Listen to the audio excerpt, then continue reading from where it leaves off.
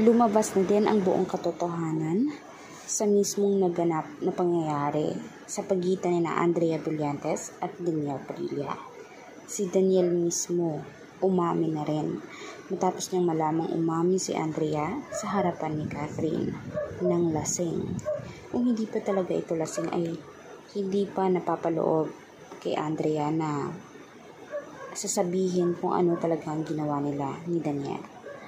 Siguro nadala din siya sa kalasingan kaya niya nagsumbong.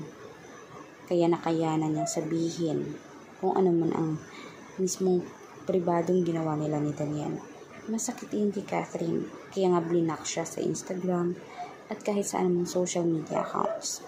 Ayaw ni Catherine ng toxic na tao. Kaya nga naman sana naman umano ay sa susunod mag-iingat siya. Mag-ingat din umano siya sa mga pananalita niya dahil baka ibulgar na ni Catherine ang mga hubad niyang larawan. Lalong-lalo na ang mga nangyari sa kanila sa loob ng kwarto. Kahit idinidinay mismo ni Andrea, alangan naman nag-ano lang sila. Alangan naman nagkatinginan lang. Alam naman nating hot din si Andrea. At type na type ni Andrea si Daniel. Kaya walang lalagpas talaga kay Andrea kapag ganoon. Kaya nga inaayawan na siya ni Sete dahil mismo sa ugali din niya. Minsan ay nagbabaliktad din mismo ng tao.